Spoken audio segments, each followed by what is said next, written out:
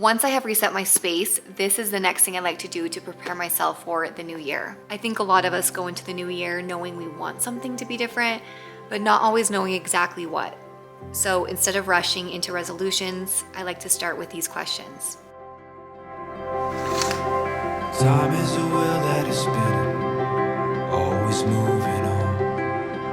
The moments you think last forever, you look up and one day they're gone. Gotta hold on, hold on.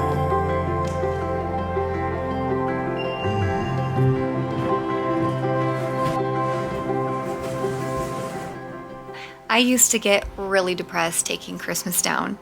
This is my favorite time of year. The lights, the decorations, the way the house feels full of magic. So taking it all down always felt like watching the magic disappear. One minute there are twinkling lights and kids' excitement filling every corner of the house, and the next it's gone. The excitement has passed and everything feels quiet in a way that's almost too loud.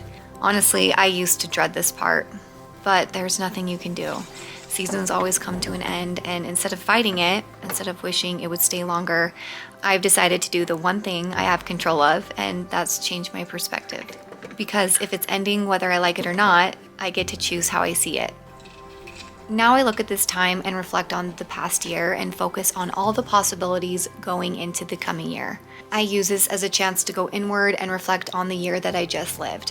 What I'm proud of, what stretched me, what I survived, and what I want to grow into next. Every ending makes room for a beginning. So instead of mourning the magic that was, I'm making room for the magic that hasn't arrived yet.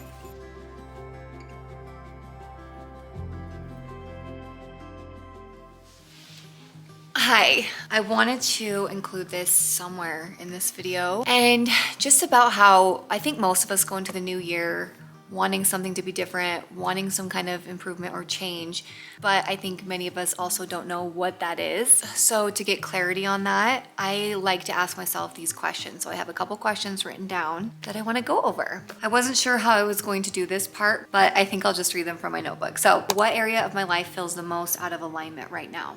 So I feel like I need to go into more detail on this topic specifically because you might not know maybe what feels out of alignment. So I'm going to just read a couple examples of that.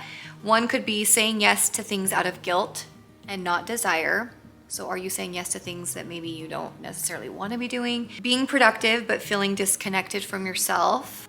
Maintaining relationships that drain you. Living for the next phase instead of being present. And to me, this last one was a huge deal for me. And that is chasing goals that no longer excite you anymore. So I wanted to explain this in a little bit more detail of a personal experience. Many years ago, this would have been 2016. So yeah, 10 years ago, my life looked very, very different. I had reached a level of success in a business that I was in that I had just been dreaming about for many years. We had bought our dream home, we had the cars, all the things that I had on all my vision boards. And there was just this empty feeling that I always had. Once I achieved all this, I thought, okay, like I'm here, I've reached this level of success, but there was just this emptiness because I felt like I was out of alignment with myself. And I found myself asking these questions that I'm going to share here.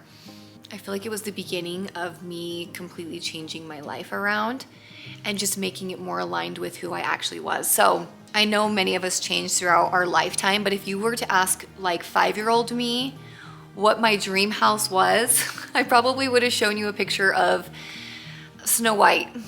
That would have been my dream house, was like a little cottage. And that actually was still my dream. All these years later, if there was 20 houses in front of me and I could pick the house of my dreams and a little cottage was one of the options, that actually was my dream. I mean, if you've been following along for some time, you saw that I eventually had that. This little house that actually kind of looked like Snow White's house, a little English cottage, that was my dream. So I just wanted to share that example. Maybe you are striving for something that actually is not aligned with you.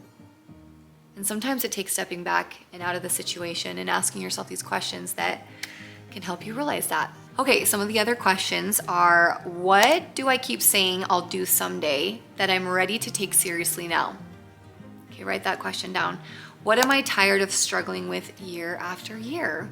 Maybe there's something that you keep telling yourself, like, next month, next year, I'll finally start doing the thing. If that's you, write this down.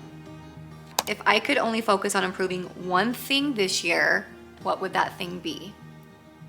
This one is a really important one, and that is, what habits would support the life that I want?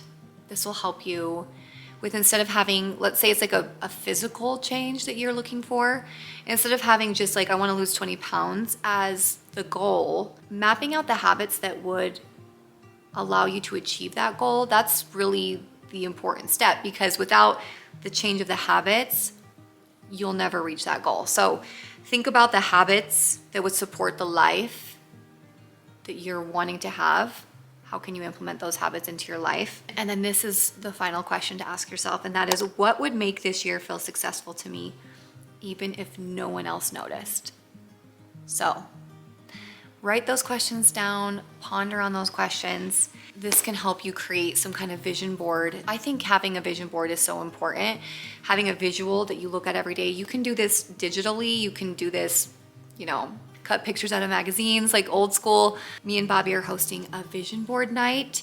We're going to be going live in our mentorship group, so I will have that linked below. We'll also have a recording in there, but we are going to be deep diving this topic and the importance of it, as well as creating some vision boards with you guys. So if you are watching this at a later date, you can still watch it. We'll have it uploaded in there, but yeah, you might be finding this in May of next year or October of 2030, who knows?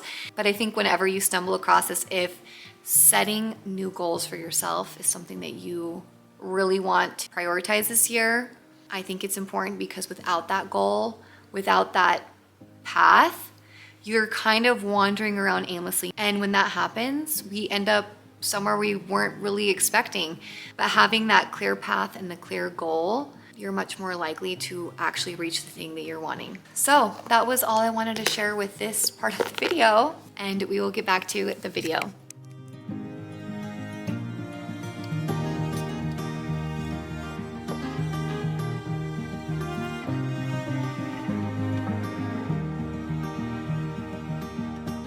There's something about starting the year with a clean space that feels symbolic to me, like wiping the slate clean.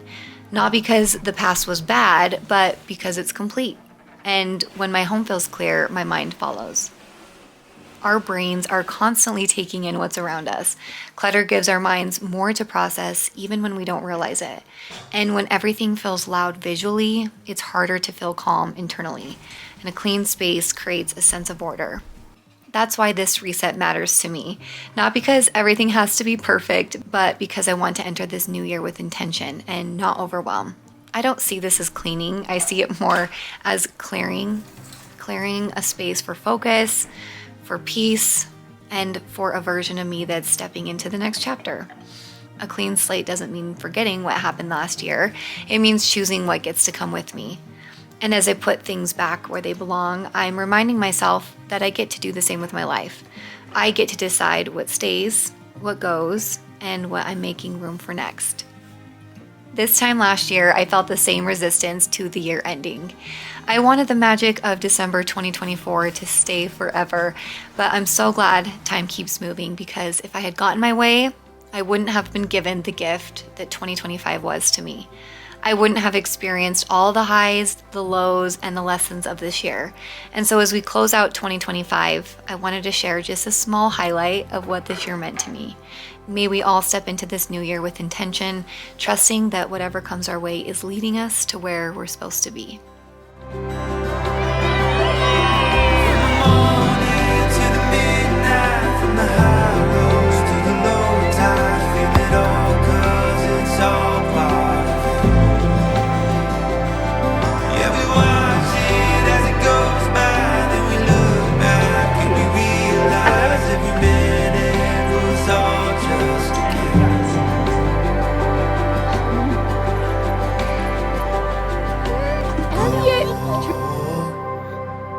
All the little seconds that we hold, every picture in our mind we get to take. Don't let one get away. Give it all your heart and soul. They'll be gone before you know. treasure it like gold.